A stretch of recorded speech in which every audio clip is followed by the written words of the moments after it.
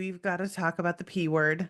The P word around here is patience. And any of you who've listened to this podcast for any amount of time know that that is the case, that everyone in the publishing industry always wants things to happen faster than they can because often our projects last a long time because it can be months sometimes between finishing a book and releasing it, finishing the first draft and releasing it at least.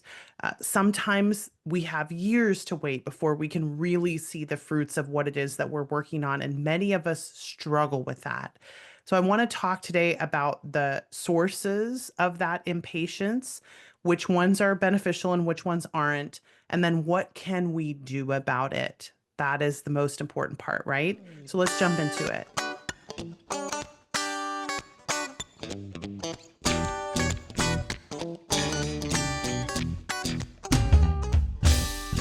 If you're at all familiar with me, you know why I like to talk about how different things are when people are wired in different ways. But if you don't know who I am, my name is Becca Syme, and I am a personality expert in the writing sphere. So I hesitate sometimes to call myself a personality expert because I don't see strengths primarily as a personality metric. It is a measure of success expectations. So, where can we actually expect you to be the most successful versus like what is your core personality, which is kind of the provenance of other things. But what that means is I have a significant amount of experience, not just thousands of hours at this point. We're talking tens of thousands of hours and working with individual authors, trying to understand how the differences in our wiring can impact the differences in our decision making and how that might impact the differences in how we fix problems or what solutions we choose that will actually work or won't work, decision trees, stuff like that. So we do a lot of alignment work around here. So when we talk about impatience, something that's a fairly common struggle among writers, there are lots of different places that that might come from. I want to talk about the most common forms of impatience that we see in the author sphere and where they originate in the strengths and what we can do about them or how to understand them. Some of them are going to be not something that we can really change, like activator, where we're going to start off. That's a place where most activators feel impatient most of the time. There's very little we can do about that. But in that case, there are some specific things I want to see us double down on. And so let's talk about the different places that we might see impatience crop up in the author community and what we can do about them. Let's start with activator because why not? It's alphabetical. Activator impatience sounds like faster, faster, faster. Everything is always too slow for activator when activator is dominant because that cluster of talents that activator represents, the word, is this spot essentially in your brain where all of the convergence of the faster desires are coming from. It's the catalyst space, it's the fast motion appreciation, it's the desire to be in motion all the time, right? There's all these pieces of activator that essentially multiply the desire to see movement happen. It's very different from the achiever faster, which is I need to get to the finish line faster, right? And there's never enough finishing for achievers. For activators, there's never enough starting. So when we think about the activator impatience, this is a beneficial type of impatience. This is the person who sits in a meeting, and they shall not be named because they are on our consulting staff, who sits in a meeting and who says 10 minutes into the meeting, great meeting, everybody. Now we're done, right? Because they're trying to remind us that we need to move things along. Like we need to be at a faster pace. We talk a lot about activators writing faster paced books and not liking when things are slow, etc. So that activator internal feeling or that kind of heart of activator is I need things to be faster. We need to start moving. Why are we not moving? So in that way, impatience is beneficial.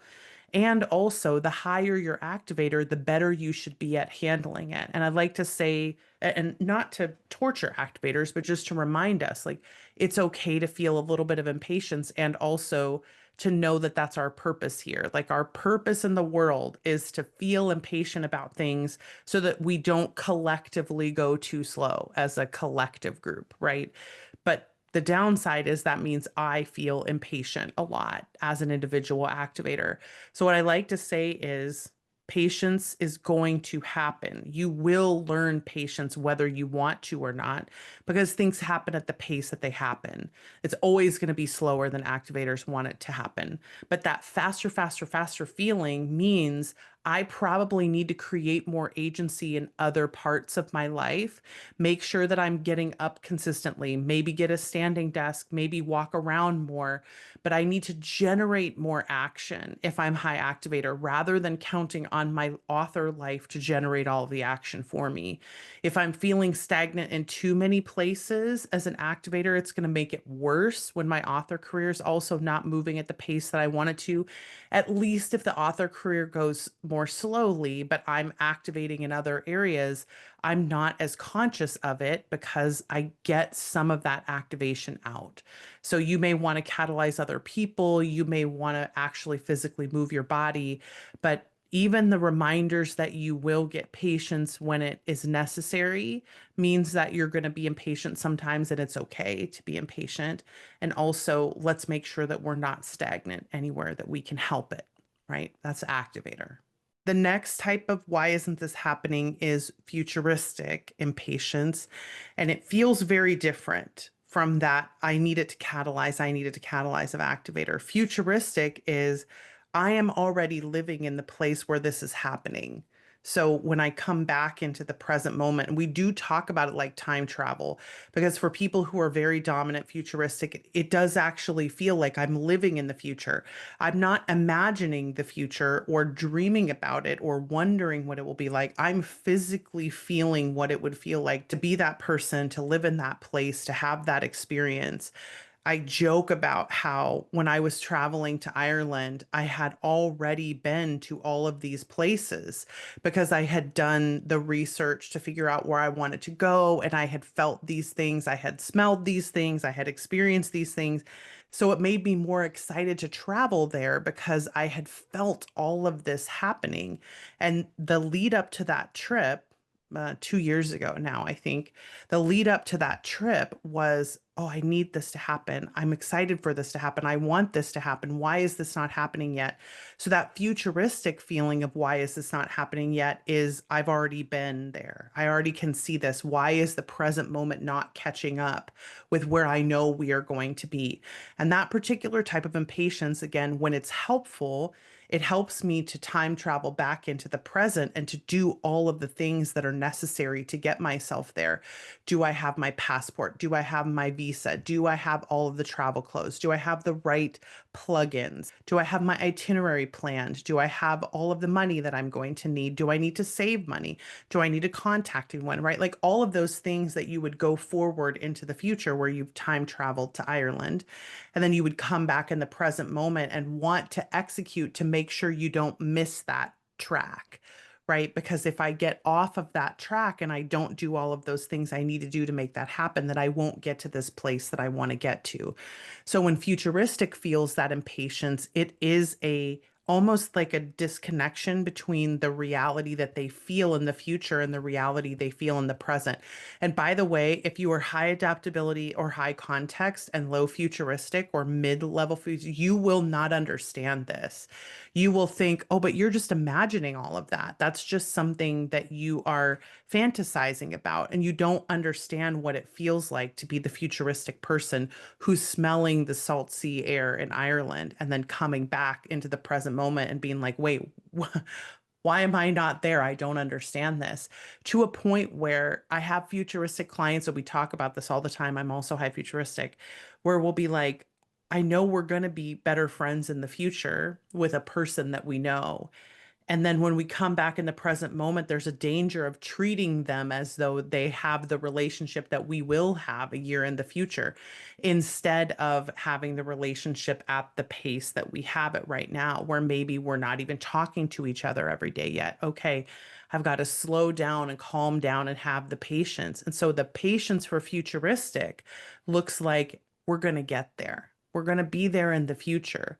But if we don't live every single day on our way into that future in a way that brings that future forward, that makes it possible, there's a danger that we won't get there. So, as a futuristic, that OTT that we talk about, one thing today, is to remind ourselves to come back into the present and feel the security of that future is coming. That future is coming, rather than feeling the fear of what happens if it doesn't come. Because we want to try to keep as much as possible when we're feeling that impatience from the what happens if it doesn't come fear, right? We want to come back into the present and remind ourselves the reason futuristic has the capacity of doing that future time travel is to remind us that that future is there to be had, and to go into the future and then come back to the present and feel security in that moment. So, OTT, one thing today, do one thing in the present moment to manifest that future that you want to see happen.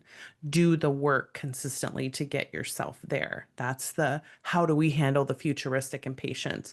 Yes, it's going to still feel frustrating in the moment to think, oh, but I want to be in Ireland. Yeah, you do.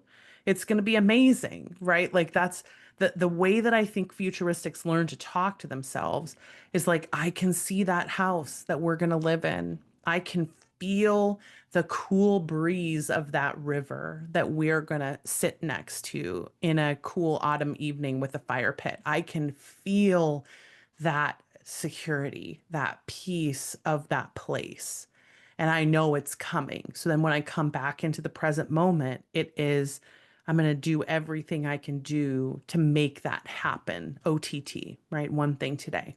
So that's how to handle that futuristic impatience. If you cannot believe that it's coming, then you need to remind yourself that the purpose of futuristic is to see the future.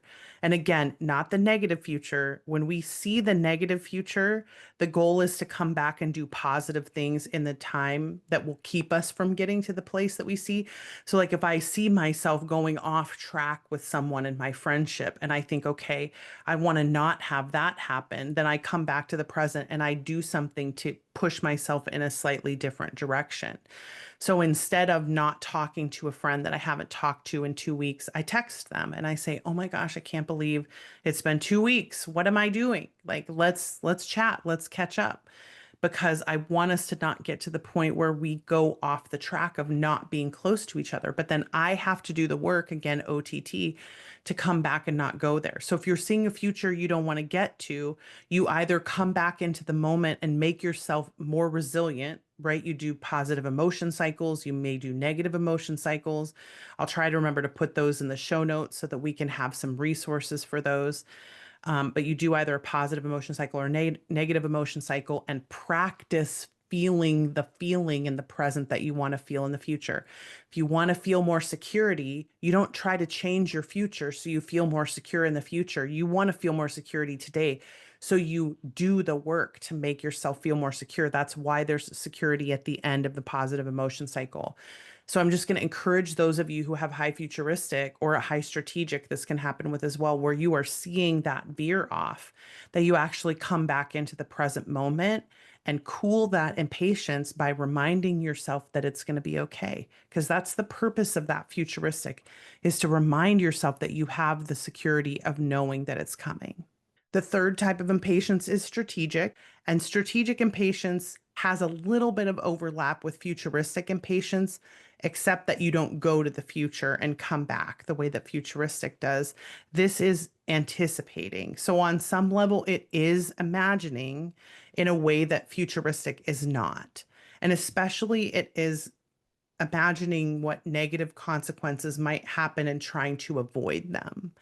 So there is an element with strategic of I have to be conscious of the fact that I am making up some of this. as a high strategic person. So some of my impatience is meant to try to motivate me, that it's meant to say, like, oh, we can want this more, or we can do this better, or there are more things that I could be trying, or etc. Right? Like there's this almost like aspirational, motivational action that can happen with strategic impatience. That somehow there's something I could do to make this happen quicker, right? Or better, or I'm trying to avoid it happening slowly. Because strategic is anticipating, also, it is multiple pathways. So it's not just, I want to avoid this, it's I want to specifically avoid these four things because those are all, I don't like that. They yield pain at some point in the future. Strategic is a champion pain avoider. And so a lot of the impatience with strategic is when is it going to feel better? When is it going to get better? Why aren't things better? Right? Like that type of impatience. Why isn't the success happening the way that I want it to? Things like that. Right? So I think the upside of strategic, seeing those pathways and being able to tell, like, this will feel slower, that will feel slower, this may not get us what we want, etc., is that it can identify what the best pathway is. So the impatience with strategic might be I can't find the right information to help me get better than what I see. It might be the impatience of I'm doing everything right. Why is this not working out the way that it should? Because I have this smartest or most correct version of what the strategy is in my head that like, well, you're executing all of these things in the way that should have yielded the correct mapping. The X should be up there because you followed all of these correct turns. Why is it not happening this way?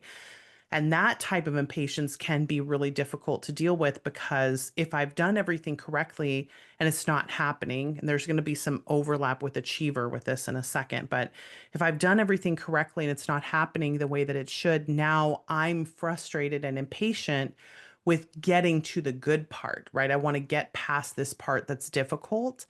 So with strategic, I think part of what we want to internalize is that it's good to feel pain sometimes. It's good to have things not work out the way that we think they should because they're teaching us all the different ways that we can avoid paths in the future. Sometimes I have to actually walk the path that doesn't work in order to figure out that it doesn't work. I can't always just know and anticipate effectively, which is pain for strategic, right? It doesn't like hearing that.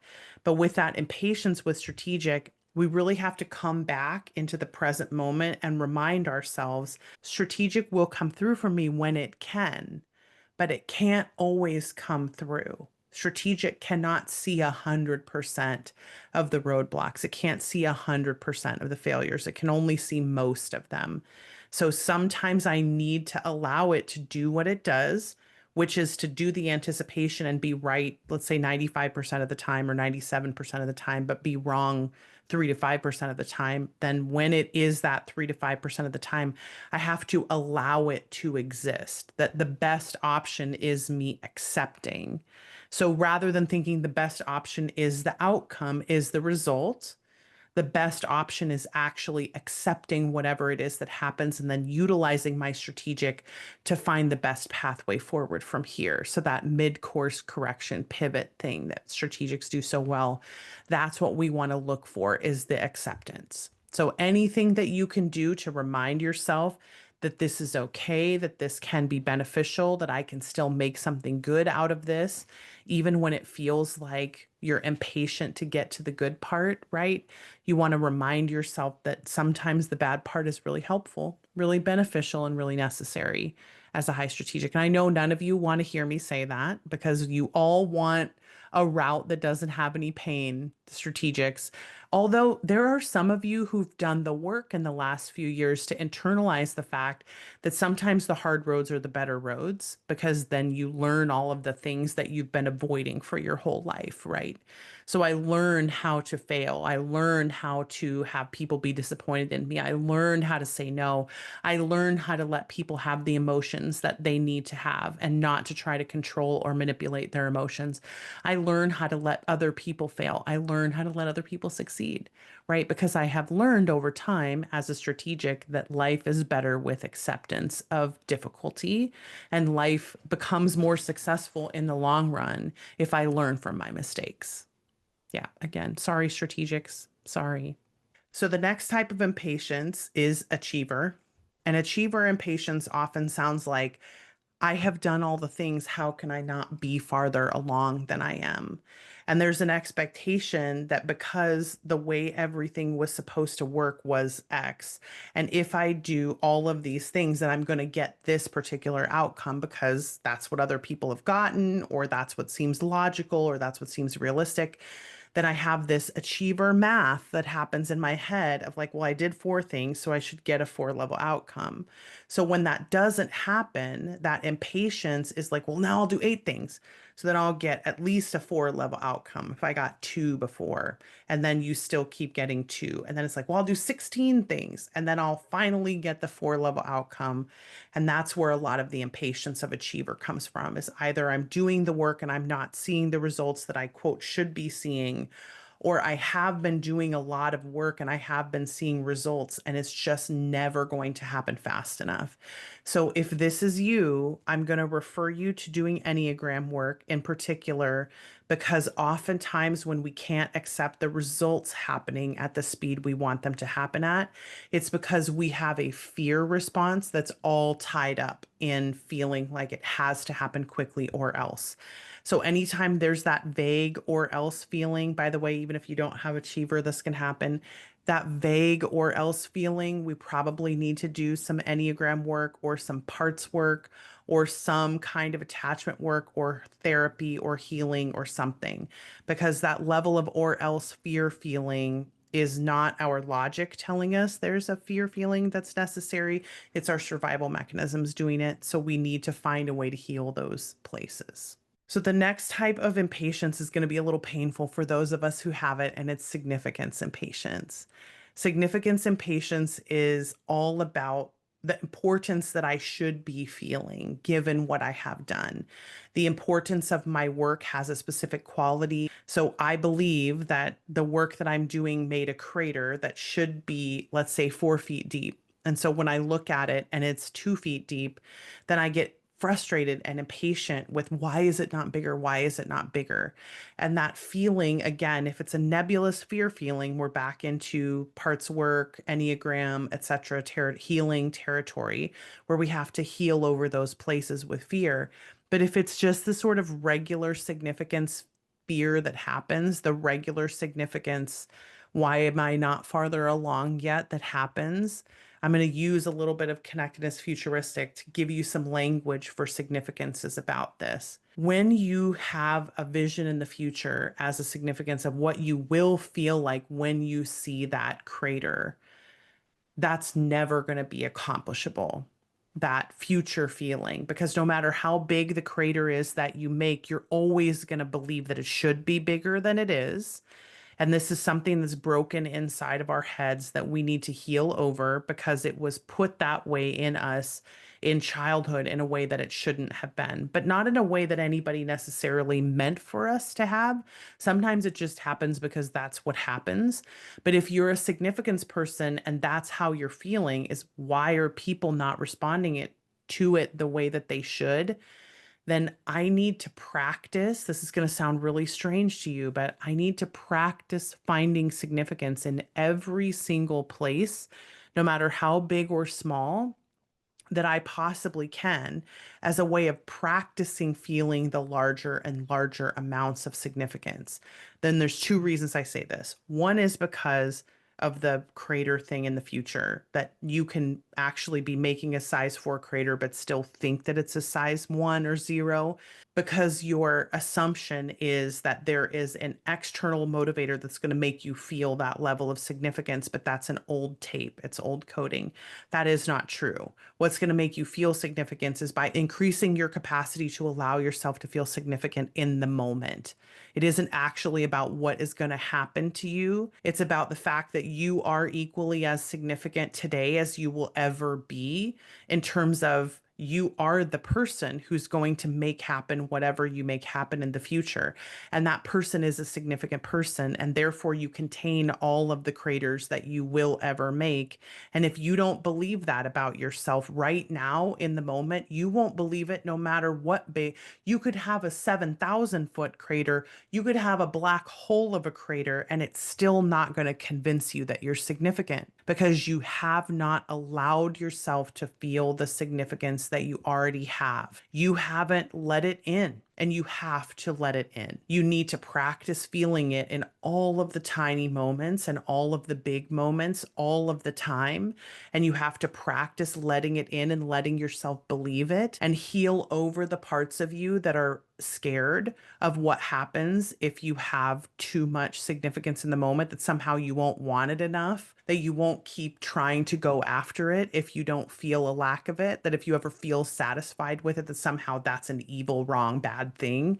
So you have to practice allowing yourself to feel significant in every single moment. And the equation that I use sort of in my head is, if I can't feel equally as significant when I give a kind word to a cashier at the grocery store as I do when I am asked to keynote a 100,000 person event, then I will never feel significant enough when I'm asked to keynote that 100,000 person event, because everything that I do on my way there is going to be done in this vacuous black hole of anti-significance, sort of like antimatter, right? Like I'm going to constantly be sucking all of the significance in, but never feeling any of it because I won't actually let any of it land in my heart. So some of this is a esteem thing, right? Like you have to be willing to allow yourself to feel the feeling of what it means that you are significant. And it might be a slightly different wording for some of you than it is for others, because for some people, the actual word important or significant or valuable or worthy don't resonate as much for whatever reason. So, however, your significance shows up, that's the thing that you need to allow yourself to feel. Because, for instance, it's not uncommon for someone to feel very valuable, very significant, very worthy, but not very lovable, right? So, that difference is a significant one, right? It is, I am worth being accoladed for the work that I do. I am worth everything that I have accomplished, but I am not allowed to be loved on a fundamental level because I'm not worthy of being loved, right? Or I'm not worth it in that way. So if you don't open yourself up to that space where you believe that you are worth being loved, if that's the thing that you need to feel, or worth the value of significance, no matter what person you're talking to or what group of people you're talking to, right? That is a huge difference. And you're not going to be able to feel it down the road if you don't feel it, allow it to come in. So I need you as a significance person to practice feeling significant on a consistent basis. And as a high significance person, this was hard for me. Like learning as a kid that, especially growing up in a very sort of oppressive religious system that really didn't understand the difference between vanity, like the difficult parts of vanity and the beneficial parts of beauty, or the difficult parts of pride versus the beneficial parts of significance. Like I grew up in a culture that really didn't parse any nuance when it came to pride. Just everything was anti-pride, anti-pride, anti-pride. And so having the experience of kind of having that hard coded into me and having to deconstruct a lot of it. And there are parts of it that are still like very loud to this day. But having to parse through the belief that I could actually do something that was not just beneficial because I had done the beneficial thing, but because it was okay for me to just exist and be lovable and be significant and be important, even when all I was doing was saying something kind to the cashier at the grocery store, right? Or even when I was asleep, let's say, let's do something where you don't even have agency in that moment. So you can't produce anything of benefit. But I think a lot of this significance and patience comes from a fear of what happens if I am insignificant. And a lot of people who are high significance significance, especially if you also have like a 3-4-2 Enneagram, is that obliteration that happens when the lack of what you need is present is so terrifying for you that you don't even allow yourself to think about what might happen if you don't get it. But I'm telling you that the way to get it is not to do the action that brings it, it's to open the part of yourself that's been closed to hearing it, that it's possible that you could actually already be important or valuable or lovable or beautiful or perfect or competent or, you know, any of the words, exciting, fun, worthwhile, important, influential, beneficial, secure, stable, whatever the word is that I need to feel. I have to practice feeling that consistently and opening my heart to it in order to be able to get to a place where I can actually feel it in the future when the thing I'm impatient for is actually happening. I want to feel it at every step along the journey, not just believe that it'll happen in the future, because then it won't. It won't happen. So that's the bad news. Okay, this has been a lot.